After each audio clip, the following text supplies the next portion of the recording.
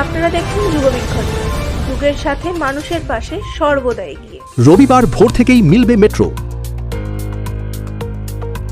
এবার তৃণমূলের account freeze করার দাবি ঋতব্রত তৃণমূলের। বদল হতে চলেছে দীঘার জগন্নাথ মন্দিরের সময়। বৃষ্টির আশঙ্কায় লাল সতর্কতা। আপনারা দেখছেন যুগবীক্ষণ খাস খবর। আসছি বিস্তারিত খবরে।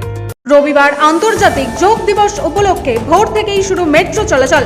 যাত্রী সুবিধার্থে এদিন সকালে ব্লু লাইন অর্থাৎ নিউ গড়িয়া থেকে দক্ষিণেশ্বর রুটে ভোর 4টের সময় ছাড়বে প্রথম মেট্রো। 14 থেকে 15 মিনিটের ব্যবধানে মিলবে মেট্রো। অপরদিকে গ্রিন লাইনে হাওড়া ময়দান থেকে 4টের সময় ও সেক্টর 5 থেকে 4:02 শুরু হবে মেট্রো চলাচল। ইয়েলো লাইন অর্থাৎ নোয়াপাড়া থেকে বিমানবন্দরগামী রুটে প্রথম মেট্রো ছাড়বে 4:18 নাগাদ।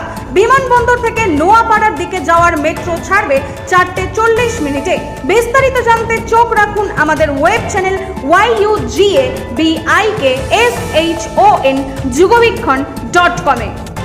বুধবার রাজ্যের প্রাক্তন মন্ত্রী অরূপ বিশ্বাস নিজেকে কোষাধ্যক্ষ দাবি করে তৃণমূলের অ্যাকাউন্টের লেনদেন বন্ধ করার জন্য চিঠি দেন ব্যাংক কর্তৃপক্ষকে।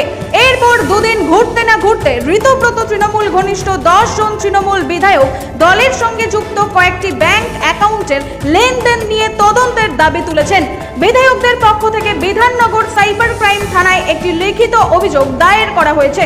অভিযোগপত্রে যে 3টি ব্যাংক অ্যাকাউন্ট নিয়ে অরূপ বিশ্বাস চিঠি লিখেছিলেন সেইগুলির লেনদেনই সন্দেহজনক বলে উল্লেখ করা হয়েছে। ওই অ্যাকাউন্টগুলি থেকে বেআইনি বা অস্বচ্ছ উৎসের টাকা প্রবেশ করে থাকতে পারে বলে আশঙ্কা প্রকাশ করা হয়েছে।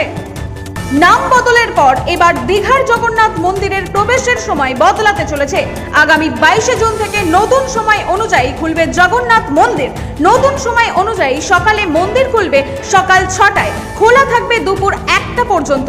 এরপর বিকেলে 4টের সময় খুলবে মন্দির, বন্ধ হবে 8টার পর। বন্ধের সময়গুলি মন্দিরের বিভিন্ন প্রয়োজনীয় সেবা ও রক্ষণাবেক্ষণের কাজে ব্যবহার করা হবে বলে জানিয়েছেন দীঘা জগন্নাথ মন্দিরের প্রধান পুরোহিত ও ট্রাস্টি রাধারমন দাস। বিগত কয়েক সপ্তাহ ধরে লাগাতার বৃষ্টি চলছে উত্তরবঙ্গে। এবার দক্ষিণবঙ্গে বৃহস্পতিবার দুপুরের পরে থেকে আকাশের মুখ ভার। শুক্রবার সকালেও মেঘাচ্ছন্নতার সঙ্গে হালকা থেকে মাঝারি বৃষ্টিপাত দেখা গেছে। আগামী কয়েকদিন দার্জিলিং, কালিম্পং, আলিপুরদুয়ার, কোচবিহার, জলপাইগুড়িতে ভারী বৃষ্টির পূর্বাভাস রয়েছে। অতি ভারী বৃষ্টি হতে পারে এই 5 জেলার কিছু কিছু অংশে। আগামী 4 দিন লাল সতর্কতা রয়েছে জলপাইগুড়ি, আলিপুরদুয়ার, কোচবিহারে। কমলা সতর্কতা জারি করা হয়েছে সিকিম, দার্জিলিং, কালিম্পংয়ে। ইতিমধ্যেই ভারী বর্ষণের জেরে শিলিগুড়ি মিরিকের যোগাযোগ কেন্দ্র দুধিয়ায় অস্থায়ী সেতুটি জলে ভেসে গিয়েছে। ফলে এলাকার যোগাযোগ ব্যবস্থা সম্পূর্ণ বন্ধ। বালাসন নদীর জলতল কিছুটা কমলেই দ্রুত অস্থায়ী সেতু নির্মাণের কাজ শুরু হবে বলে জানা যাচ্ছে। পাশাপাশি প্রবল বর্ষণে বিপর্যস্ত দার্জিলিং এর বহু এলাকা, একাধিক রাস্তায় নেমেছে ধস। রাজনীতি থেকে ক্রীড়াঙ্গন, শিক্ষা সংস্কৃতি থেকে বিনোদন, সব খবরে প্রথমে যুগবীক্ষণ। দেখুন, পড়ুন এবং এগিয়ে চলুন যুগের সাথে।